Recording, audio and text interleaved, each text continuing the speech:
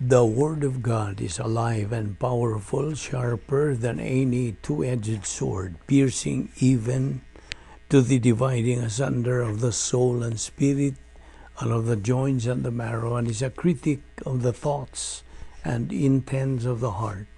All Scripture is God-breathed and is profitable for doctrine, for reproof, for correction, for instruction in righteousness, that the man of God might be mature, thoroughly equipped unto all good works. Study to show thyself approved unto God, a workman that needeth not to be ashamed, rightly dividing the word of truth. Romans 7:24-25. O wretched man that I am, who will deliver me from this body of death? I thank God through Jesus Christ our Lord. Romans 8:1-2. There is therefore now no condemnation to those who are in Christ Jesus, who do not walk according to the flesh, but according to the Spirit. For the law of the Spirit is of life in Christ Jesus has made me free from the law of sin and death. Psalm 34:7. The angel of the Lord encamps all around those who fear him and delivers them. Galatians 1:3-4. Grace to you and peace from God the Father and our Lord Jesus Christ, who gave himself for our sins, that he might deliver us from this present evil age, according to the will of our God and Father. John 8:32. And you shall know the truth, and the truth shall make you free. Before we start our Bible study today, as usual, we have to follow the routine. We have to be filled by God the Holy Spirit before starting our Bible study.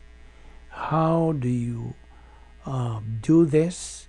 It is by rebounding, meaning confessing our sins directly to God the Father.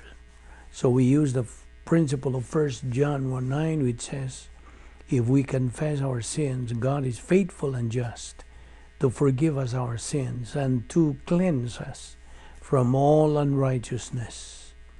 Now for you unbeliever, the issue you're facing is faith alone in Christ alone. Believe on the Lord Jesus Christ, and thou shalt be saved. Acts 16:31. Therefore, let us pray.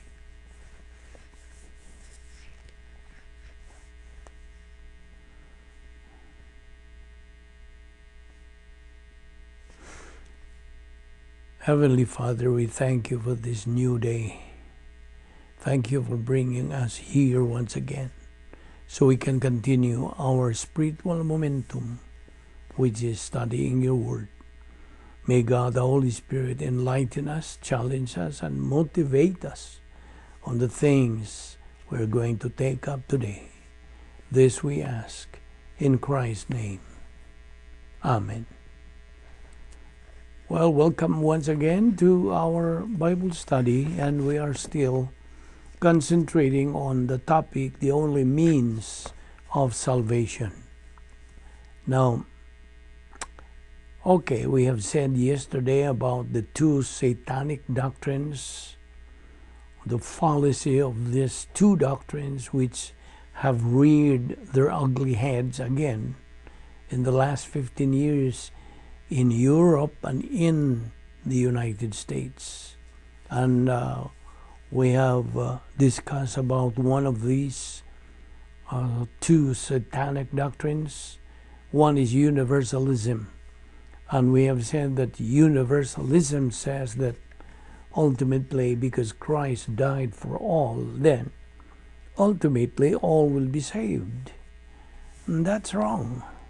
It is damn wrong.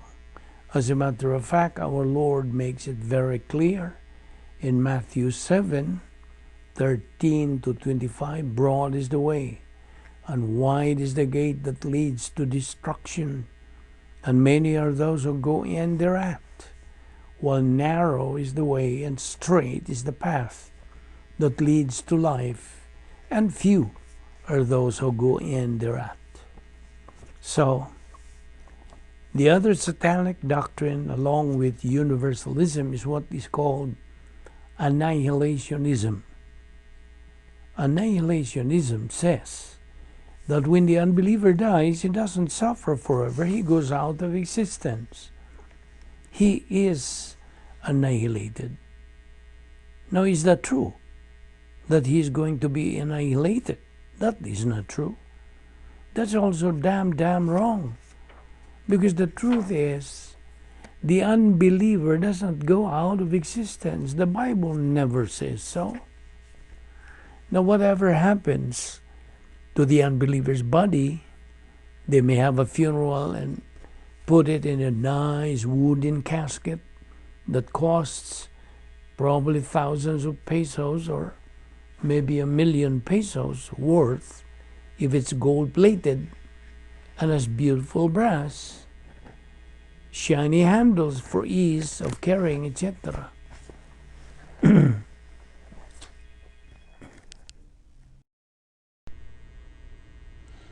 The Word of God is alive and powerful, sharper than any two-edged sword, piercing even to the dividing asunder of the soul and spirit, and of the joints and the marrow, and is a critic of the thoughts and intents of the heart. All Scripture is God-breathed and is profitable for doctrine, for reproof, for correction, for instruction in righteousness, that the man of God might be mature, thoroughly equipped unto all good works. Study to show thyself approved unto God, a workman that needeth not to be ashamed, rightly dividing the word of truth. Romans 7:24-25. O wretched man that I am, who will deliver me from this body of death? I thank God through Jesus Christ our Lord. So then, with the mind, I myself serve the law of God, but with the flesh, the law of sin. Ephesians 5:6. Let no one deceive you with empty words, for because of these things the wrath of God comes upon the sons of disobedience. Colossians 3:5-6. Therefore put to death your members which are on the earth, fornication, uncleanness, passion, evil desire, and covetousness, which is idolatry. Because of these things, the wrath of God is coming upon the sons of disobedience. Romans 2:5. But in accordance with your hardness and your impenitent heart, you are treasuring up for yourself wrath in the day of wrath and revelation of the righteous judgment of God. Proverbs 14:12. There is a way which seems right to a man, but its end is the way of death. Romans 6:23. For the wages of sin is death, but the gift of God is eternal life in Christ Jesus our Lord. Before we start our Bible study, as usual, we have to follow the routine by naming all our sins directly to God the Father, using the principle of 1 John 1:9, which says, if we confess our sins, God is faithful and just to forgive us our sins and to cleanse us from all unrighteousness. For you, unbeliever, the issue you face is believing in Christ as your Lord and Savior. Acts 16:31 says, believe on the Lord Jesus Christ and thou shalt be saved. Therefore, let us pray.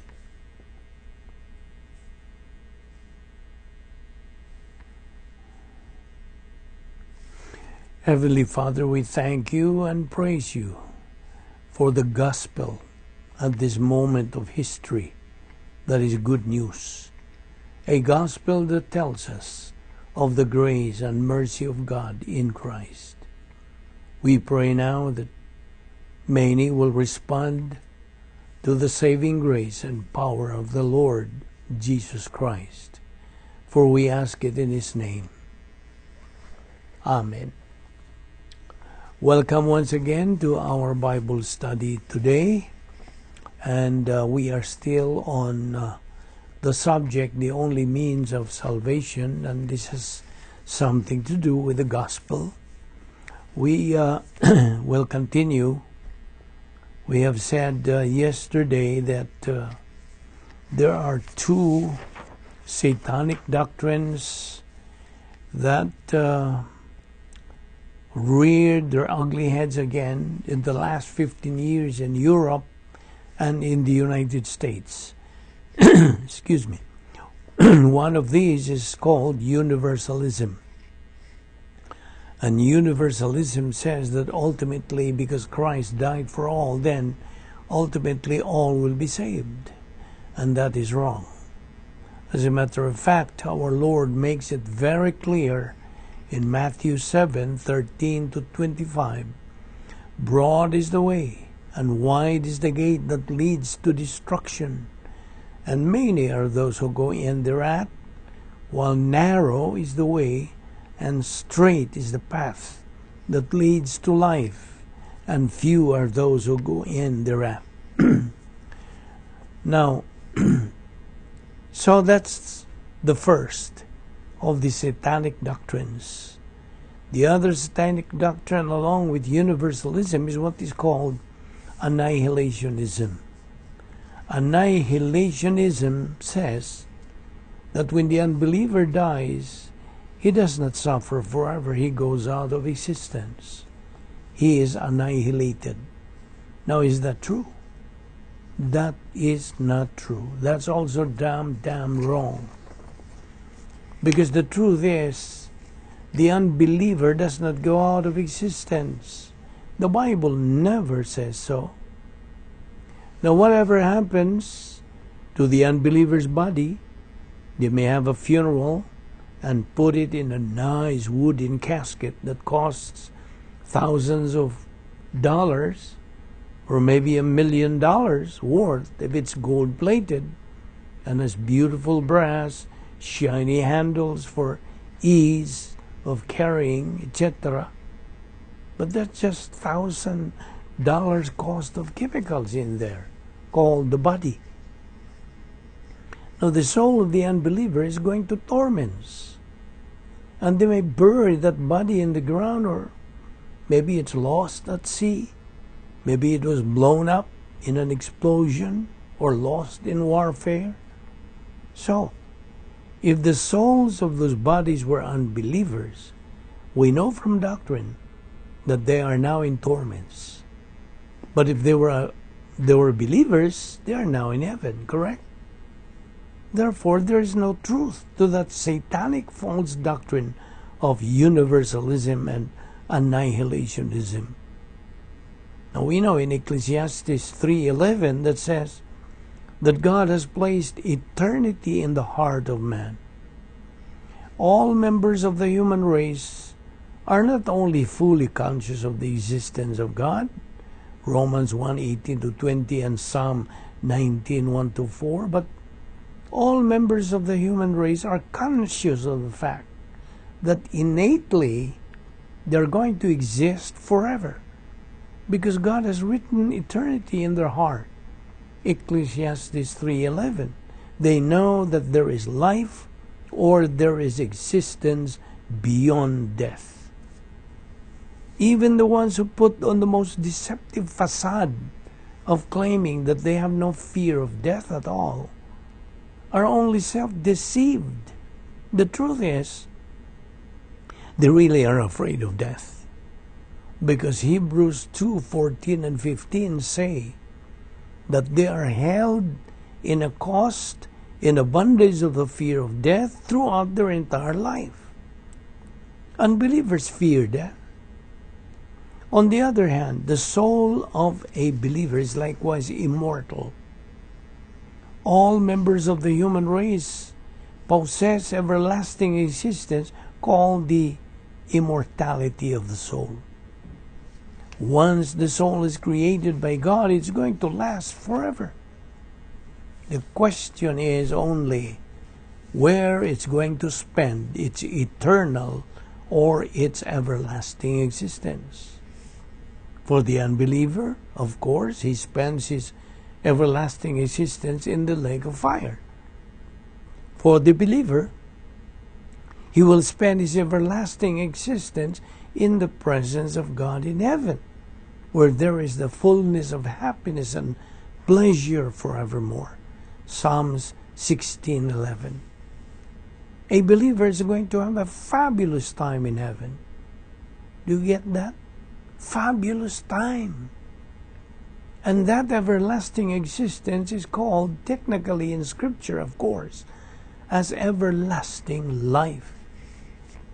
So both believers and unbelievers have everlasting existence, referred to as the immortality of the soul.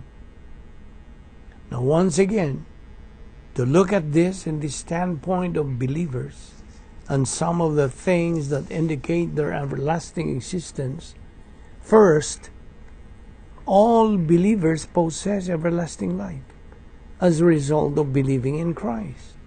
John 3:16-18 and 36. Revelation 2:11 and Revelation 3:5.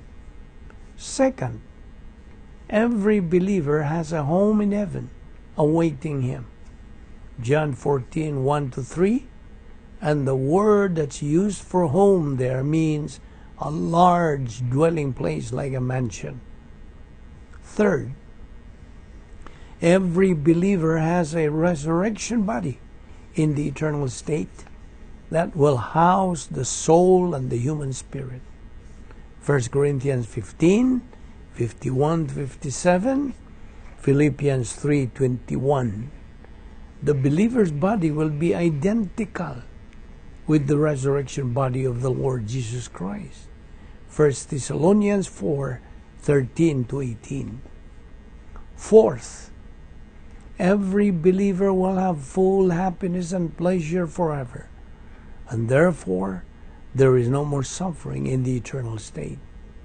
Revelation 21:4, Psalms 16:11, heaven will be wonderful beyond description. Revelation 21-22. Fifth, every believer will be in the presence of God forever. Revelation 22:1-5, 2 Corinthians 5:8. To be absent in the body is to be face to face with the Lord. 2 Corinthians 5:8.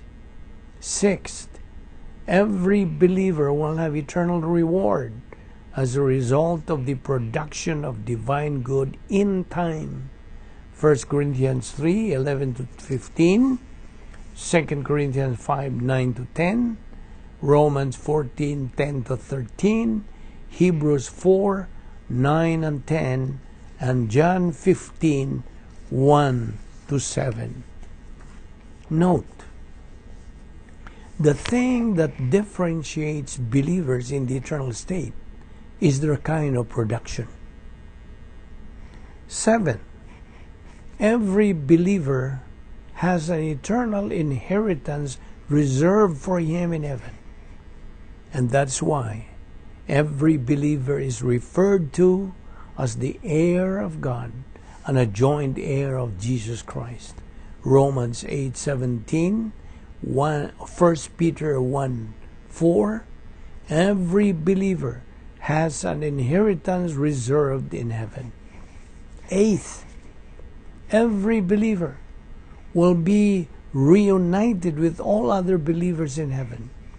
1 Thessalonians 4:13-18, 1 Corinthians 15:51-58. Now get this. In heaven, all believers will be perfect.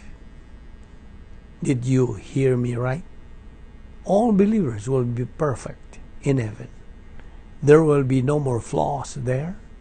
Everybody will say probably about everybody else, my, how you have changed. In heaven, there is no need of erasers and pencils anymore. Do you know why? Because all of the idiosyncrasies, all of those negative things will be gone, totally gone. They will all be removed forever.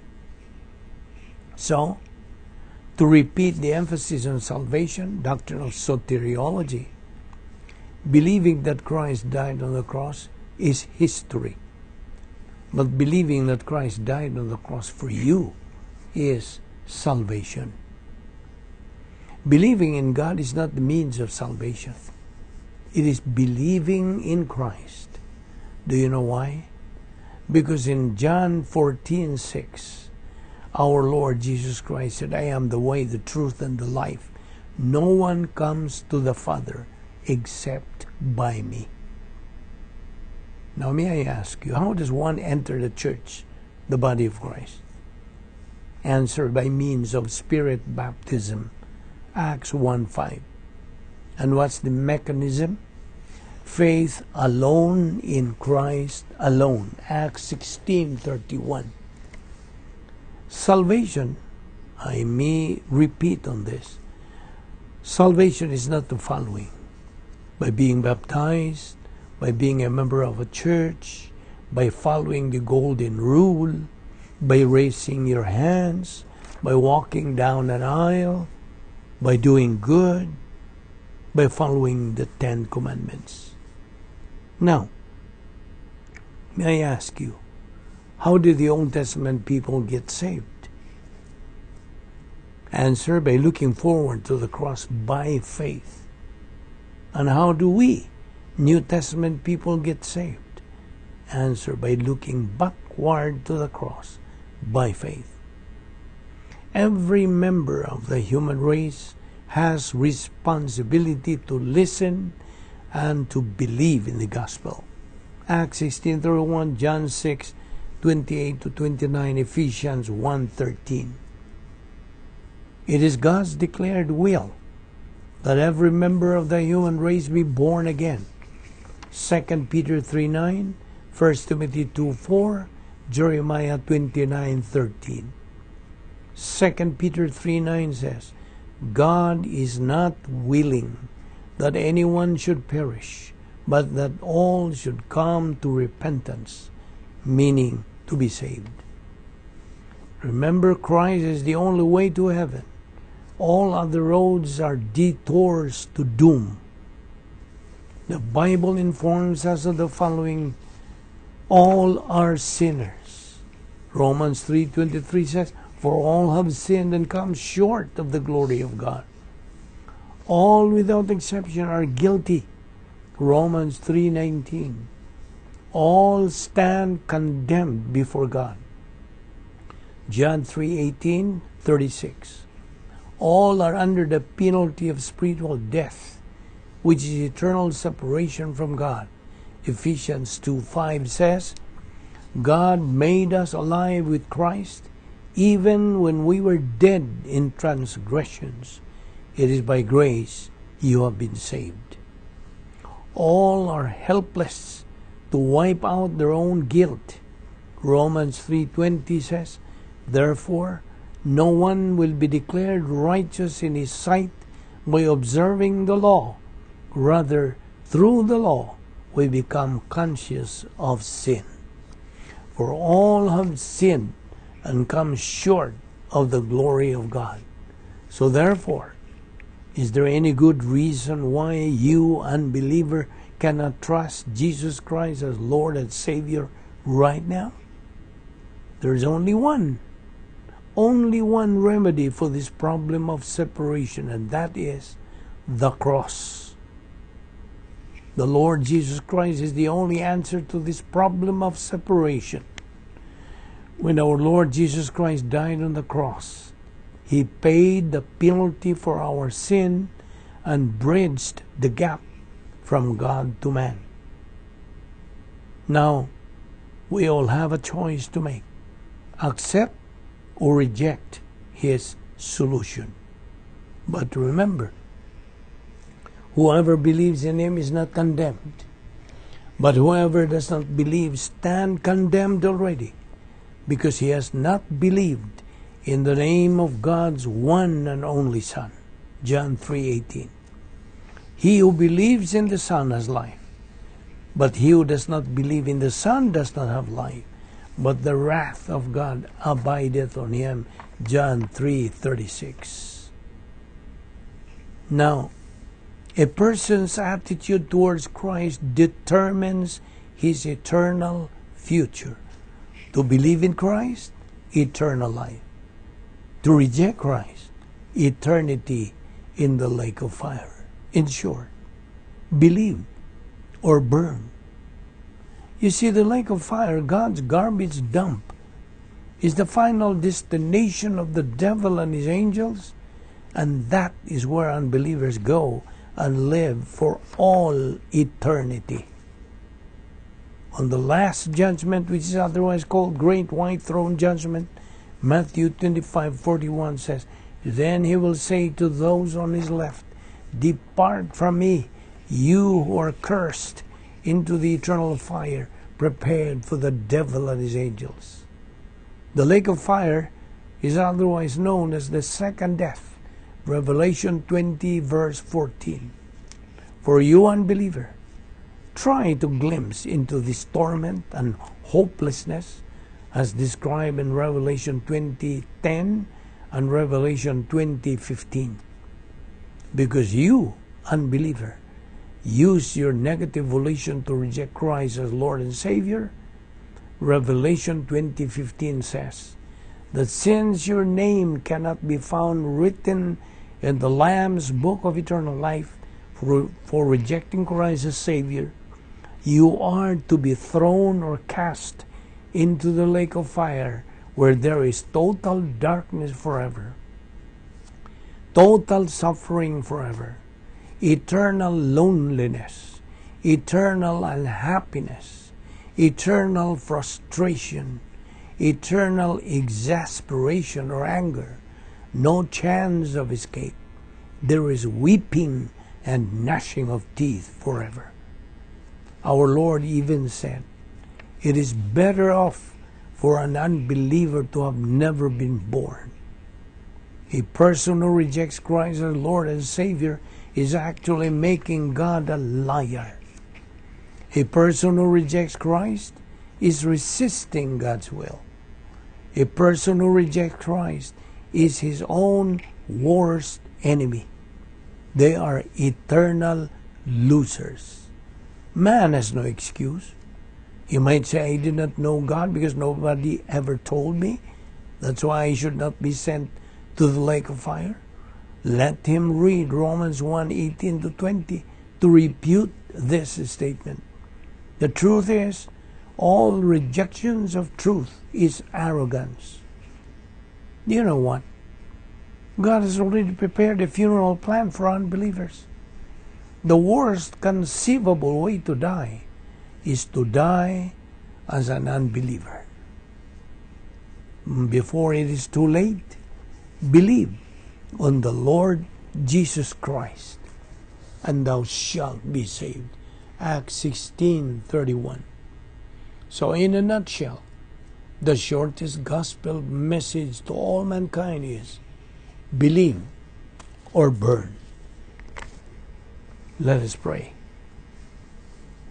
With your heads bowed and eyes closed, let us spend the closing moments of our Bible study today describing salvation, describing that which the unbeliever does not have or is not aware of.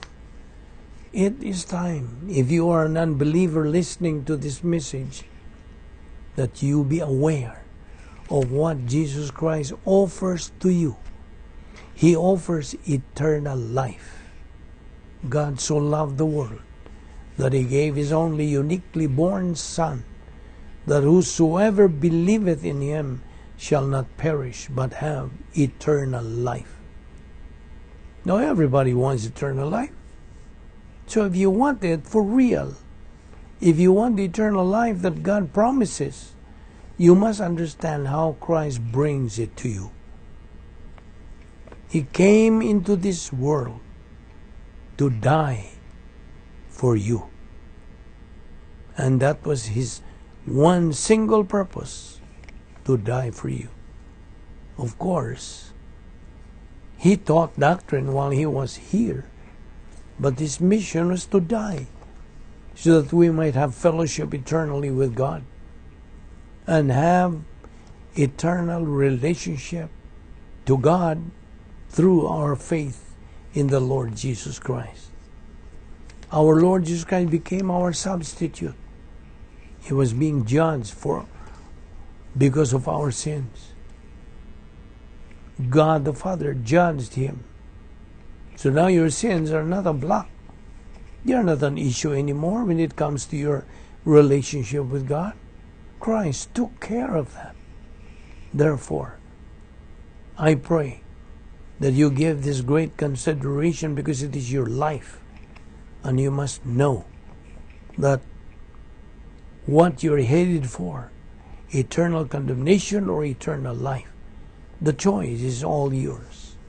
Therefore, believe on the Lord Jesus Christ, and thou shalt be saved. Let us pray. And now, Father, we thank you for the clarity of who we are and what we must be, what you require of us. We pray that you give us motivation and challenge to these things that we have heard today. May God, the Holy Spirit, enlighten us all on these things. This we ask in Christ's name. Amen.